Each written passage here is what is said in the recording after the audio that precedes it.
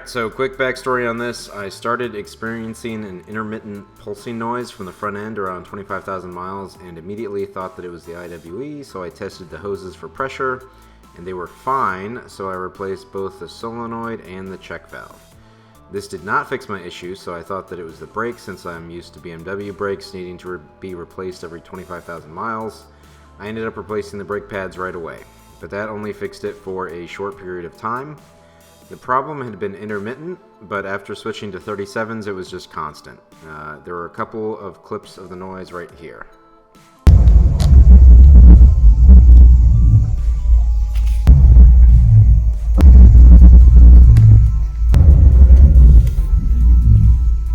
After searching the forums, I decided that it was likely the wheel bearing, so I put one on order from Rock Auto and bought a vacuum pump to verify which side it was. I was testing the sound of the wheel rotating on the bearing, but I couldn't discern any unilateral noise. Originally, I had tested it by shaking the tire left and right, up and down. Left and right, it's a little hard to tell because of the steering, it'll move anyway, but I definitely felt the up and down movement. With the vacuum on the IWE, it was even more noticeable. So noticeable, in fact, that I found out that it was actually the ball joint moving about 1/8 of an inch. In and out. Whatever the cause of the noise was, I had to fix the ball joint first. Ford sells only the whole arm with an MSRP of $190, an online price of $480, and my local dealer told me that it was going to cost $530. I decided to be cheap and buy a couple of individual ball joints from my local AutoZone for $30 each instead. I also rented all of the tool sets that they had just to be sure that I could mix a combination of tools to make it work in any orientation. Basically, the same thing that I did for the Jeep. The driver's side took me over 3 hours because the rental tool was bent, and I didn't realize that. And so it absorbed the pressure and applied pressure unevenly. Basically, only the inside was actually getting force.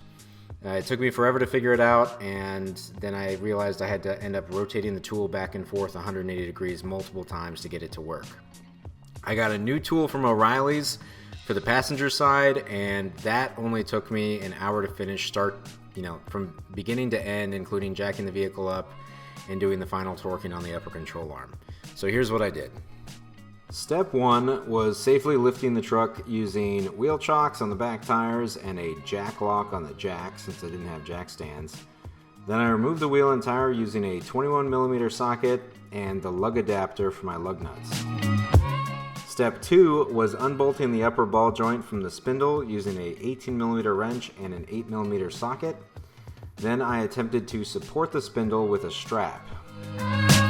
Step 3 is loosening the upper control arm at the frame using an 18 and 21mm wrench. This is necessary to have enough space to use the tool and not scratch the strut. Step 4 is removing the upper control arm ball joint. To make this work without pulling the whole arm, you need to cut off the ball joint bolt. I used an angle grinder and vice grips to hold it in place. Then I removed the snap ring with snap ring pliers and pressed out the ball joint using the ball joint tool adapter, and the master tool set 57-310 Charlie and November pieces. This is not how God intended for this to work, but I did not want to have to remove the control arm since the bolts are on the inside and I'd have to pull the strut, and that'd just be way too much work.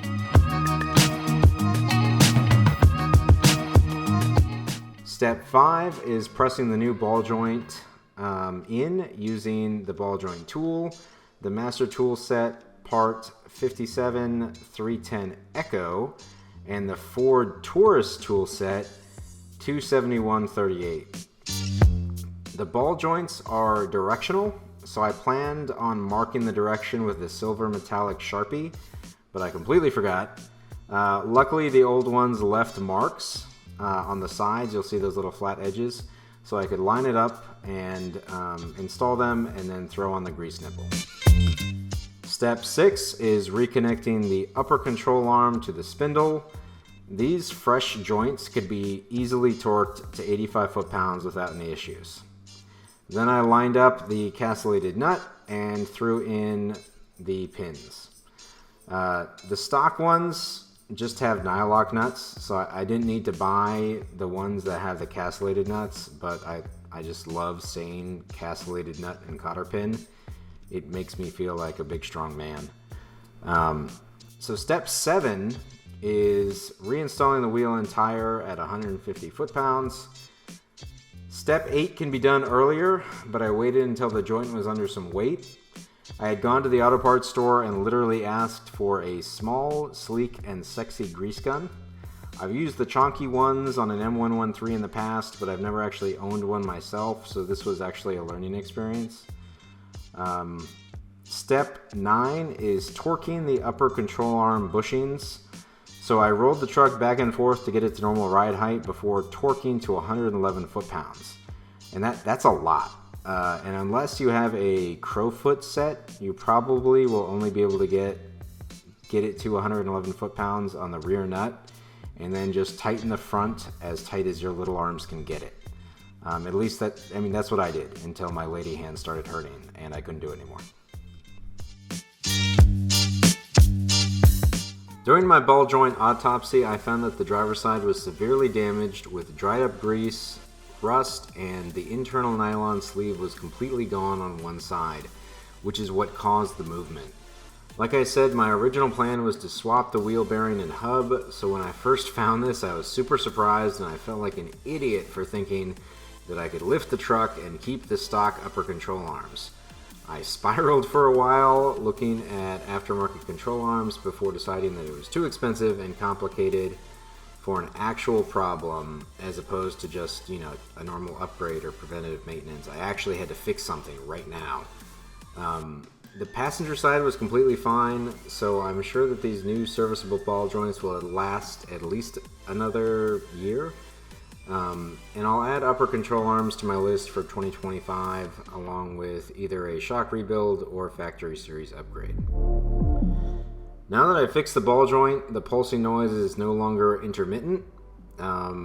It's just all the time. And the noise is there even in four-wheel drive, so either the hub and IWE gears are completely shredded, or it is definitely the wheel bearing. So next time I'll be pulling the hub for replacement and hoping that the axle and IWE are still in good shape. Thanks for watching, and I will see you next time.